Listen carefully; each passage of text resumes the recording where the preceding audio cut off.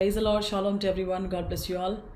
మరి చూసుకున్నట్లయితే good quality of life కావాలి అంటే గుడ్ యాటిట్యూడ్తో ఉండాలి.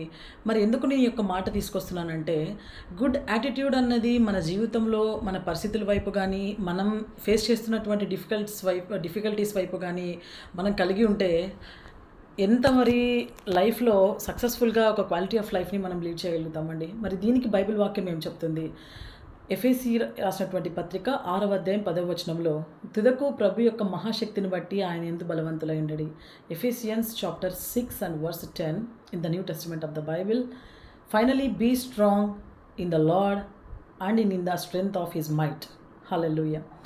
ఏంటి ఈ యొక్క వర్డ్కు, ఈ యొక్క వాక్యానికి ఉన్నటువంటి ఇంపాక్ట్, శక్తి ఏంటి అంటే, ఈరోజు మనం మామూలుగా జరుగుతున్న లైఫ్లో మనం గుడ్ యాటిట్యూడ్తో ఉండొచ్చు, ఉండకపోవచ్చు అండి. ఎందుకంటే ఎవరి దగ్గరైనా ప్రూవ్ చేసుకోవాలనుకుంటున్నప్పుడు, ఏదైనా ఉంటున్నప్పుడు నీ యాటిట్యూడ్ ఇట్లా, నీ యాటిట్యూడ్ అట్లా అని ఏదో ఒక గొప్పలు పలకడము వాట్ ఎవర్ ఉంటుంది మనకు మనమే. కానీ నేను చెప్తున్నది ఏంటంటే, డిఫికల్టీస్ ఫేస్ చేస్తున్నటువంటి సిచ్యువేషన్లో, ఒక మిడ్స్ ఆఫ్ దట్ స్ట్రామ్స్ మన జీవితంలో జరుగుతున్నటువంటి సిచ్యువేషన్లో, థండర్స్ జరుగుతున్నటువంటి సిచ్యువేషన్లో మన యాటిట్యూడ్ ఆ డిఫికల్టీస్ వైపు ఎలా ఉంది? క్విట్ అయిపోతున్నామా, లేకపోతే ముందుకెళ్ళాలనేటువంటి ధ్యేయంతో ఉంటున్నామా?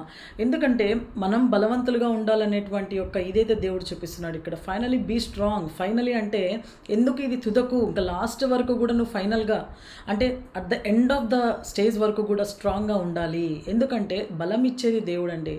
ఎందుకంటే మనం చూస్తే బైబిల్లో అపోస్తులు ఏ విధంగా మరి జీవితం ఎన్నో మరి గాలివానల చేత కొట్టబడుతున్నటువంటి కష్టాలు వాళ్ళ జీవితంలో కలిగి వాళ్ళు ప్రయాణిస్తున్నటువంటి పరిచర్య చేస్తున్నటువంటి సమయంలో వాళ్ళు ఫేస్ చేస్తున్నా కూడా వాళ్ళ వైఖరి, వాళ్ళ యాటిట్యూడ్ ఎంతసేపు కూడా దేవుడు సహాయం చేస్తాడు, ఆయన యొక్క పని చేస్తున్నాము, సో ఇదే ఉండిందండి వాళ్ళ యొక్క ఇది. వాళ్ళు క్విట్ అవ్వాలనుకుంటే ఎప్పుడో క్విట్ అయిపోయేవాళ్ళు. వాళ్ళే అని కాదు, మరి బైబిల్లో చూస్తే చాలామంది వాళ్ళ జర్నీస్లో వాళ్ళు క్విట్ అవ్వలేదు.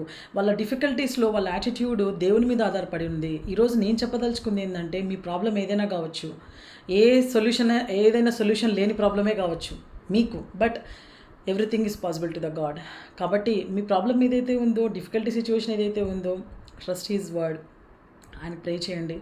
డెఫినెట్లీ మీ ప్రాబ్లం చెప్పండి, డెఫినెట్లీ సొల్యూషన్ ఇస్తాడు. అదే కాకుండా ఎలా బయటికి రావాలో కూడా ఆయనే మార్గం ఓపెన్ చేస్తాడు. God bless you. ఆమెన్.